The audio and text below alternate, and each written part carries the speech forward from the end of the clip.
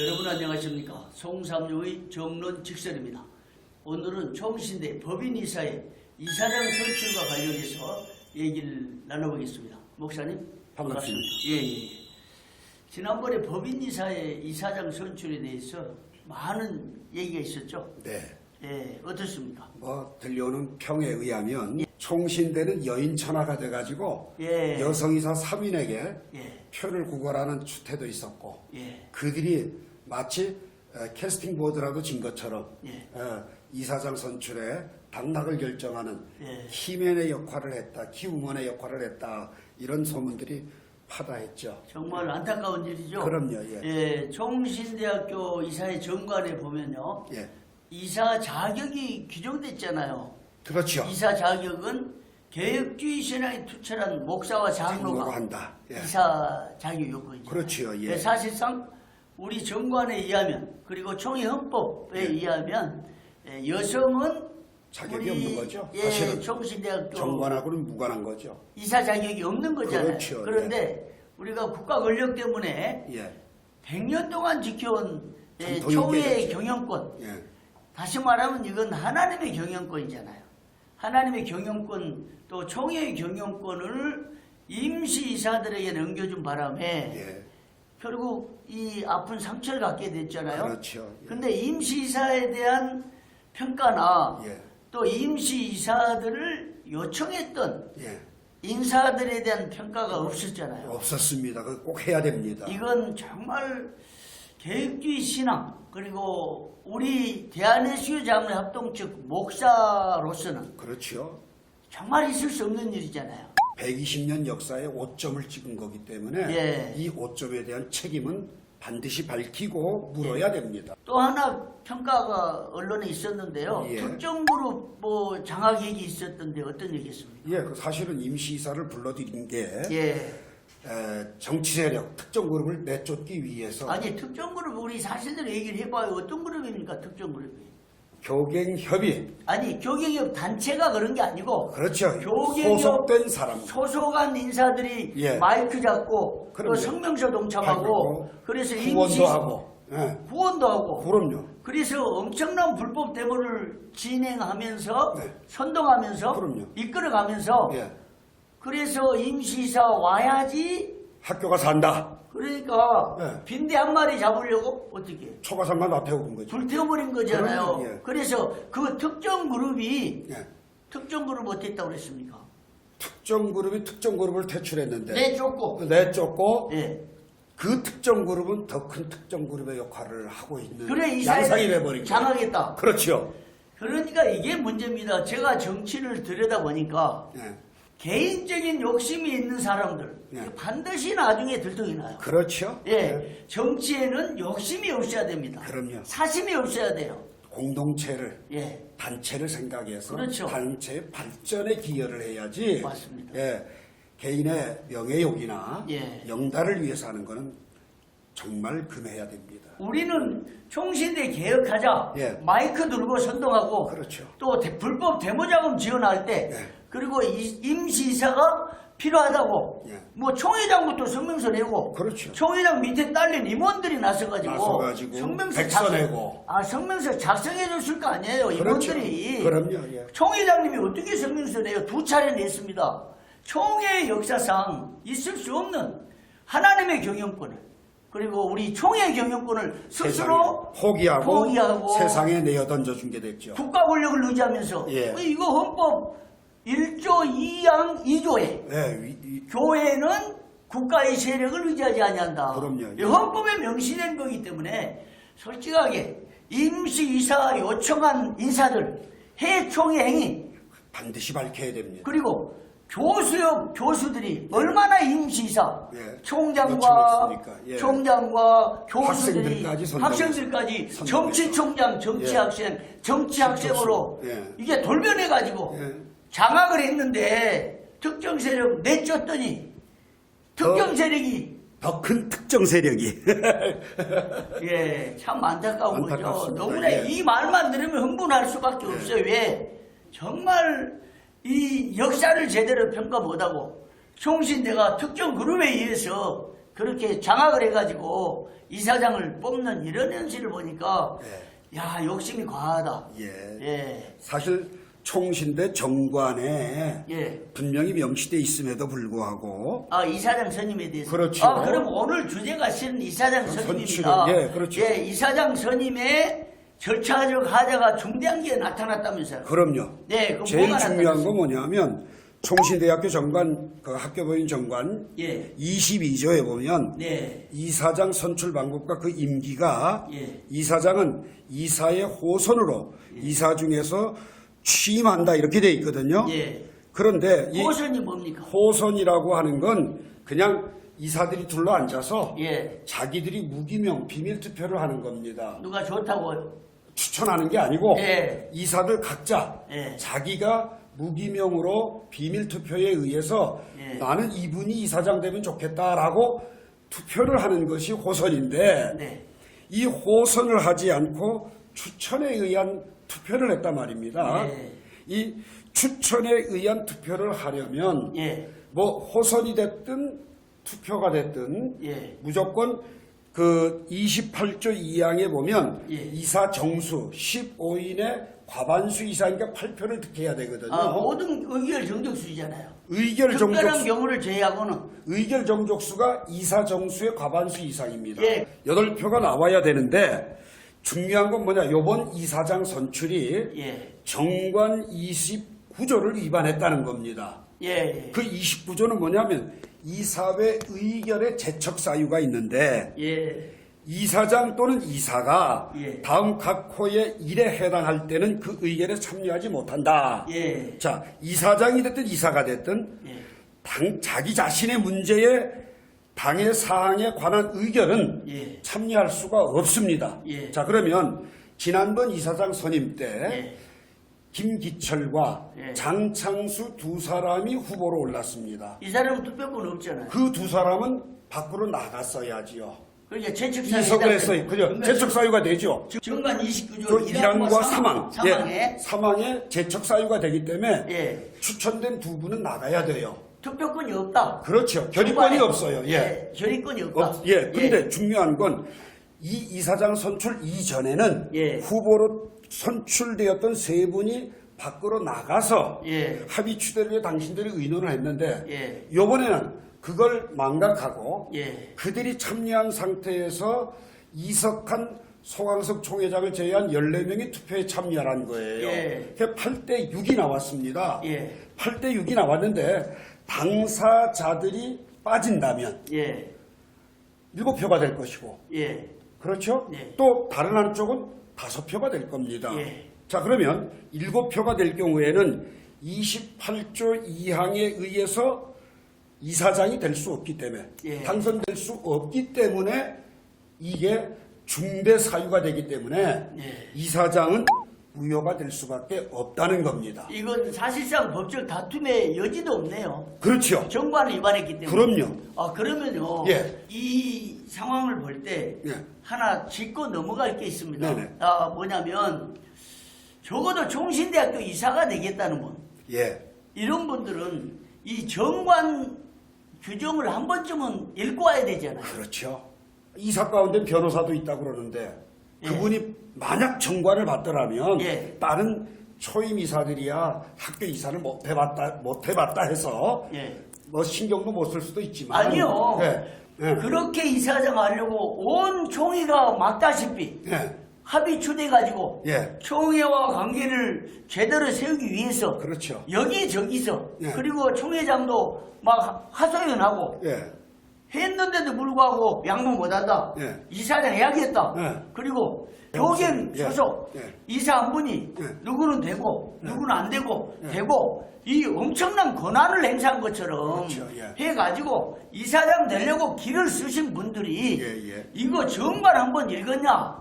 이거 쓰면 이렇게 안 하죠. 그러니까 이게 문제죠. 세상에 속된 말로 알아야 면장을 하지. 근데 이 면장을 하려고 하는 사람들이 이 정도 상식도 없이 참 부끄러운 얘기인데 이런 상황이 벌어졌으니 이사장을 하려고 한 분들 이사장을 시키려고 한 분들 특정 그룹 교계기업 소속 이사들 뭐 한 겁니까 이거? 그러니까 앞으로 총신대 운영이 우려스럽고 의심스럽고 한탄스럽고 진짜 안타까운 거예요. 자, 이사장이 된 분도 그렇고 이사장을 만들려고 노력을 했던 그 사람들이 적어도 이 정관 한 번만 읽었으면 이런 실수는 하지 않았을 겁니다. 그렇죠. 그것도 하나님의 섭리라 저는 생각을 합니다. 이제 발견한 게. 자, 보십시오. 우리가 기억해야지 될 건 대법원 판례도 있다면서요. 그 2004년도에 2004-10909 그 판결에 의하면 이사장 호선의 경우는 제척사항에 해당되지 않지만 이사장 호선 때는 제척사에 해당되지 않는다. 반대로 말하면 반대로 정관에 임원의 선임 및 해임이 자신에 관한 사항일 경우에는 당의 이사장 또는 이사는 그 의결에 참여하지 못한다. 이 판례가 있기 때문에 지금 이번 이사장 선출은 이 법에도 저촉이 돼서 정관에도 위배되고 세상 판결, 대법원 판결에도 저촉이 돼서 이사장 당선은 무효일 수밖에 없습니다. 또 하나요. 지난 임시이사의 이사들이 이제 이사장이 없었잖아요. 그렇죠. 직무대행이 이사장 선임하려고 했던 당시에 8명이 모였는데 그 이사회가 어디에 있습니까? 2020년 5월 15일 오전 8시에 이사회가 소집이 됐는데 그때 당시에 심의안건의 1번이 이사장 선임의 건입니다. 그런데 재미있는 건 그 이사장 선임건에서 몇 명 모였죠 그때? 그때 참석한 인원이 8명입니다. 8명 모였죠.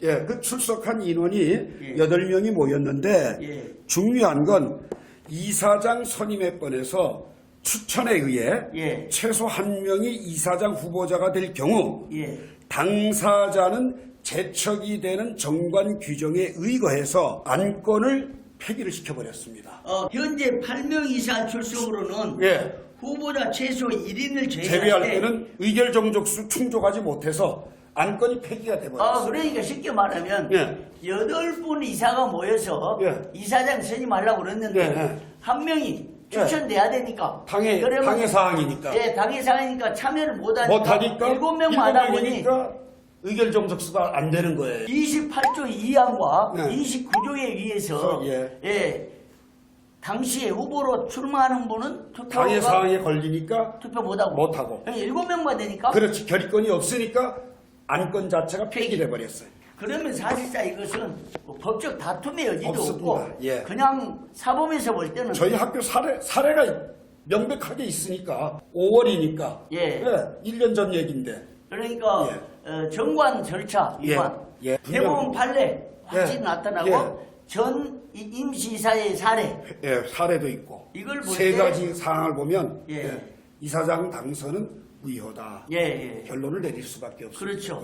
참 안타까운 일입니다. 이제 이 건이요 여러 결정적 증거들을 통해서 이사장 선임이 무효라는 이 얘기를 나눴는데 최종적으로 뭐 사법의 판단이 있어야 되겠죠. 그러겠죠. 그런데 너무 안타까운 것은 정말 우리 이사로 봉사하거나 총회 정치 참여하거나 혹은 총회 뭔가 감투 뭐 정책을 맡으려고 하면 공부를 해야 됩니다. 그럼요. 그렇잖아요. 최소 기본적인 정관 정도는 숙지해야 하고 이사가 돼야죠. 정관 숙지 갖고도 안 돼요. 암기해야 됩니다. 공부를 하려면. 달달 외우 정도. 그래서 적용을 하고 그리고요. 모르면 물어보든지. 그렇죠. 또 다른 변호사를 선임하든지 해서 앉혀놓든지.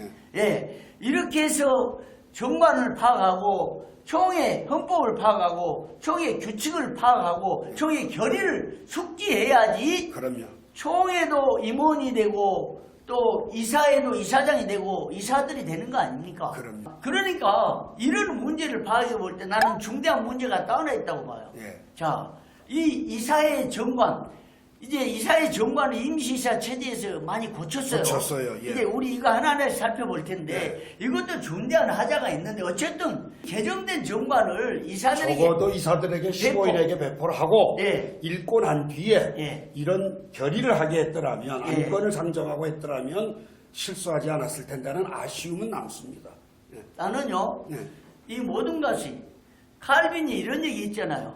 하늘에서 떨어지는 빗방울 한 줄기도 하나님이 허락하지 않으면 안 된다고 그랬잖아요. 이건 칼빈의 사상이 아니라 예수님의 사상이기도 한데요. 그렇죠. 예수님께서 말씀하실 때 창세 두 마리가 예. 한 아사리온에 팔리는 것도 예. 하나님이 허락하지 않으면 되지 않는다 그랬어요. 그러니까 하나님께서 이사장 하겠다고 그냥 이 총회의 뜻을 거역하고 예. 총회장의 하소연도 거역하고 예. 언론에 집중 그 여러 명 정도 외면하고 다양한 루트를 통해서 이게 합의 추대가지고 총회와 총신대 관계를 형성해야 된다. 예. 총회가 잃었던 자존심을 회복하고 또 총회가 지도력을 좀 강화하고 해서 일단 순차적으로 이사장을 맡으면 되는데 그렇죠. 이 이사장의 그 감투가 뭐라고 그냥 총회를 거역하고 총회장을 세속적인 말로 들이받은 거예요. 그렇죠. 우리는 솔직히요. 항명입니다. 항명. 아니 총회장 우리 접근도 못합니다. 솔직히. 그렇죠. 그냥 우리 총회 정서잖아요. 근데 총회장 안 된다. 뭐 총회장 말도 침묵하고 나중에요. 진즉 총회장님이 전화해줬으면 내가 양보할 텐데 이러더라는데 얼씨구. 이거 진짜 맞을까요? 맞을까요? 그러니까 그런 욕심에 대해서 하나님이 안 된다. 너희들 안 된다. 사심 버려라. 옥하는 목사님 교갱 영성으로 회복해라. 이래가지고 하나님이 이거 무효시켜 주시지 않나 이 생각 드는데 법적 판결 나야 되잖아요. 그렇죠. 아직 모르지만 사법의 판단 기다려야죠. 엄격한 근데 사실은 명백하니까 예. 사법에 가는 것도 창피한 일이고. 물러나야 된다. 그렇죠. 그게 개혁주의 신앙이죠. 맞습니다. 예. 하나님의 준엄한 음성을 들으시라. 그렇죠. 옥하는 목사님의 영성 회복하라. 예. 그렇지 않으면 그래서 우리가 이거 가지고 사법에 가는 자체가 창피한 거죠. 창피한 거죠. 그럼요. 더 이상 창피당하지 말고 우리들은 교경협의 맑은 영성 회복하고 예. 하늘의 음성을 듣고 세상 법정으로 가는 자체가 부끄러운 겁니다. 그렇습니다. 예. 그게 더 좋은 아이디어시죠. 그럼요. 예, 이것은 정말 하나님이 우리로 하여금 알게 하시고 예. 보게 하시고 예. 깨닫게 하시고 근데 신기해요. 김기철 목사님 이 방송 들으시면 예. 정말 심중하게 생각하시고 아니 그냥 판단하시기 바랍니다. 사퇴를 해야 됩니다. 그럼요. 이게 창피한 일 아니에요. 이거 세상 법정 가면 망신당하는 그리고 교경에 관련 이사 사퇴하세요. 예. 아니면 다 사퇴하든지. 예? 안 그렇습니까? 이게 뭘 총신경영료 25일 날 이사회장 돼 있어요. 예. 21가지 안건이 나와 있어요. 얼마나 복잡하고 얼마나 임시이사들이 정관을 사실상 불법으로 개정한 것도 멋대로 개정했죠. 그렇죠. 예. 그러니까 이게 심각한 문제예요. 총장도 문제고 부총장도 문제고 감사도 문제입니다. 그럼요. 왜 그런지 아세요? 이 개정이 됐으면 총회에다 보고해야 사기견 총회 보고는 있어야지. 총회에다 보고를 하고 네. 또 총회 뜻에 어긋난 항목이 있으면 과감하게 얘기하고 해야 되는데 그렇죠. 동조해가지고 총장은 당연 이사 되려고 정치하고 네. 부총장은 이거 정관 각종 규정 개정해갖고 얘기하고 네. 감사는 쳐다만 보고 있고 그러면 회의비만 죽는 거 아닙니까? 안 그렇습니까? 그렇습니다. 예, 지금 법인에서는 회의비 줄 돈도 없다 그러는데 예. 당장 당장 내세요 10억이라도 그러면 이사장 된 분이 10억 내시라고요. 교경협 소속 이사들 10억 만들어서 내세요. 근데 돈도 모르겠어요. 낼지는 냈는지 모르겠죠. 그렇죠. 예, 모르죠. 그건 모르겠는데 어쨌든 이 부끄러운 현실 앞에 책임을 통감하고 사퇴를 해야 됩니다. 내 생각에도 목사님도 그렇습니까? 그게 수습의 방법입니다. 이걸 수습해야지. 신앙적 입장에서 세상 법정 가는 추태보다는 예, 이렇게 명백한 정관 위반, 예, 대법원 판례 위반, 전 사례. 그다음 우리 학교의 1년 전 사례를 보고 결단해 주시길 부탁합니다. 아니 총회와 관계없는 그 임시사들이 와가지고 정관대로 하려고 이사장 선거하려고 그랬다가 정관에 위반되니까 8명이니까 한 사람 빠져나가야 되니까. 그러니까 불신 이사보다 더 못해요. 그렇죠. 안 그렇습니까? 이사장 하겠다는 분들이 시키려고 한 분들이 이것 정도는 숙지하고 표계산도 하고 근데 그냥 들이받으면 되는 겁니까? 절대 안 되는 일을 했습니다. 그렇죠. 우리 정말 소송해가지고 창피당하고 정말 창피잖아요. 그러니까 정말 불을 보듯 뻔한 거 아닙니까? 본인이 신앙적 입장에서 사퇴 안 하면 다음 주간에 사법 가는 건 뭐 불을 보듯 뻔한 수순이니까 그러기 전에 우리 모두 목사 장로들이 세상 부끄러운 일 하지 말고 성경이 세상 법정에 고소하지 말라고 했는데 그런 일들 당하기 전 스스로 정리할 수 있는 계기가 꼭 되기를 간절히 부탁을 드리겠습니다. 근데요 목사님 이제 부탁 정중하게 하셨는데 전에 백박어 시대 알죠? 알죠. 그런 분들 같으면 해청이 했다고 당장 며칠 방망이 때립니다. 그렇죠. 방망이 때려요. 총심 무너지게 했다고. 근데 지금 자칫 잘못하면 임시사 오라고 선진한 사람들 임시사 오라고 하나님의 경영권 포기하고 또 총심 경영권 포기하게 만들고 세상에 내던져주고 세상 권력을 의지하면서 한 사람들 색출해서 누군가 옛날에 백방어 당시 어떤 강한 분이 와가지고 겉에 두드리면서 면직시키면 어떡할 겁니까? 반드시 그렇게 밝히고 될 수 규명하고 그럼요. 그러니까 우리 지난번에 이사장 선거할 때 그 후에 우리 방송에서 앞으로 더 심한 전쟁이 벌어질지 모른다고 얘기했잖아요. 이게 이제 시작된 거죠. 이제 시작이죠. 안타깝습니다. 시작에 불과할 뿐이에요. 그러면 임시사 체제 안에서 정강 개정의 불법 문제는 다음 시간에 다시 한번 해보겠습니다. 오늘 여기서 마치겠습니다. 목사님 고맙습니다. 감사합니다.